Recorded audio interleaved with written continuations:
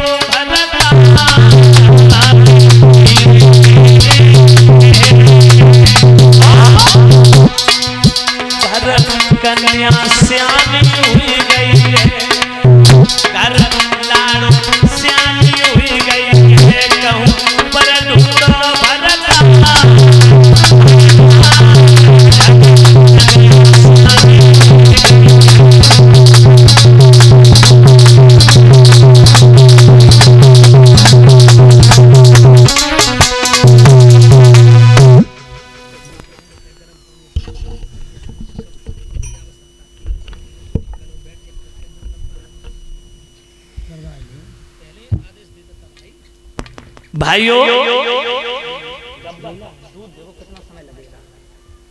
सुखदेव जी समझा रहे राजन परीक्षित। रानी ने भीष्मक को बुलाया। महाराज भीष्मक राज दरबार से चल के महलों में आए। रानी ने आसन डाल दिया, बैठाला, लोटा में पानी भर के लाई, राजा को जलपान कराया। हाथ जोड़ के महारानी बोली, पिया। हाँ देवी, आज अचानक तुमने महलों में बुलाया, क्या काम था? रानी कहने लगी, पिया तुम सारे दिन राजकाज में उलझे रहा था ना, तुम्हें घर गृहस्थी की कोई चिंता ही ना है। बात क्या, बात बताओ। बोले, एक बात बोलो, बुरा तो नहीं लगेगा? नहीं नहीं, बात बताओ। बोले, पिया तुमने अपनी कन्या रुक्मिणी को देखा? हाँ हाँ महाराज, अपनी कन्या रुक्मिणी जवान हो गई, सियानी हो गई है, और जवान लड़की को घर पे रखना ठीक नहीं है, क्योंकि जमाना ठीक नहीं है। पिया कोई सुंदर घर पर देख करके बिटिया के पीले हाथ कर दो, लली के पीले हाथ करके डोली में बैठा लो, उसकी सगाई कर दो, कन्यादान कर लो। राजा कहने लगे, देवी तुमने तो ये बहुत अच्छी बात बताई, मुझे नहीं मालूम था। कोई बात नहीं, मेरे पांचों बेटा जवान हैं और मैं अपने पांचों बेटों से विचार मत करके कोई सुंदर राजकुमार की तलाशी करवाऊंगा। तत्काल महाराज भीष्मक वहां से चले, राज दरबार में पहुंचे। शिव शांत यादव 51 मुद्राएं देके व्यासपीठ को सम्मानित कर रहे। और ओमकार वर्मा जी 51 मुद्राएं देके व्यासपीठ को सम्मानित कर रहे हैं।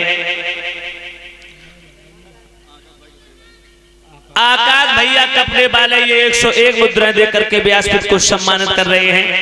भगवान इन दान दाताओं को यहाँ दान धर्म की तरफ बढ़ते रहे, समाज का सम्मान प्राप्त होता रहे, ये कामना करेंगे ठाकुर जी से। माताओं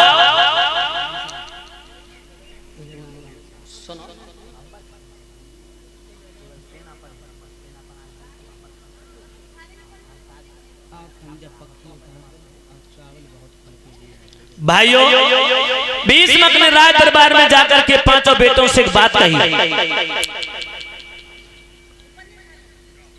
दरबार के लोगों कहिए महाराज। आज राज दरबार में कोई मुकदमा नहीं लिया जाएगा। ठीक है महाराज, लेकिन बात क्या है महाराज? बात ये है मंत्री, क्या? हमारी कन्या रुक्मिणी जवान हो गई। आज उसकी माँ ने इस विषय पर चर्चा की, तो आप लोग समझदार यहाँ पर विद्वान प्रकांड वेदों के ज्ञाता बैठे हैं। बोलो महाराज। मैं आप लोगों से पूछना चाहता हूँ, आप लोगों की दृष्टि में कोई सुंदर राजकुमार हो, हालांकि सभा के अंतर्गत मेरे बेटा भी मौजूद हैं, उससे आप लोगों से पहले मैं उनसे पूछना चाहता हूँ, उनकी दृष्टि में कोई सुंदर राजकुमार हो, उसके बाद आप लोगों से भी विचार विमर्श करूंगा। और जो विवाह की चर्चा चली, बेनाओ जो रुक्मिणी को बड़ो भैया रहे रुकुम, वो रुकुम चुपचाप वहां से निकल गया कान दबा के। रुकुम से छोटा जो था रुकुम रथ, रुकुम रथ से महाराज भीष्मक बोले, बेटा रुकुम रथ। कहिए पिताजी। बेटा। हाँ पिताजी बोलो। तेरी बहन हमारी कन्या रुक्मिणी विवाह के योग हो गई रुकुम रथ। हाँ पिताजी। तेरी दृष्टि में कोई सुंदर घर भर हो, उसकी सुंदर नीति हो, अच्छे विचार हो, अच्छा परिवार हो, दृष्टि में कोई सुंदर सुकुमार लड़का हो, तो तू उसका नाम बता। हाँ पिताजी, बहुत सुंदर राजकुमार है। क्या नाम है उसका? मगध के रहने वाले जरासंध कैसे रहेंगे पिताजी? मगध का रहने वाला जरासंध। हाँ एक बात बता रहे। बोलो पिताजी। जरासंध में तो कौन सी खूबी अच्छी नजर आई, लेकिन उसमें कमियां भी क्या है ये बताओ। सबसे बड़ी कमी तो ये है जरासंध में, क्या है? कि वो पापी अत्याचारी है, दुष्ट है, वो बहुत बड़ा पापी है, जिसने हमेशा पाप किया। जो कंस का ससुर है वो अधर्म का सहायक है, उसके साथ में अपनी कन्या की सगाई कदापि नहीं। और एक बात बता, मेरी कन्या और जरासंध को केर बेर को संग है। मेरी कन्या की उम्र कितनी है? 18 वर्ष। और जरासंध की उम्र कितनी है? तू बोल क्यों नहीं रहा रुकुम रथ?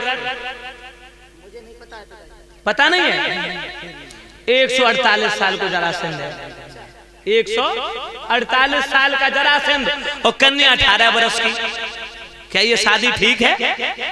नहीं। तू ऊंट के गले में बकरियां लटकाना चाहता है। बेटा रुकुम बाबू। जी पिताजी कहिए। तुम बताओ, तुम्हारी दृष्टि में कोई सुंदर? पिताजी महाराज दुर्योधन कैसे रहेंगे? दुर्योधन? हाँ। खैर दुर्योधन है तो ठीक, अच्छा, लेकिन उसके अंदर सबसे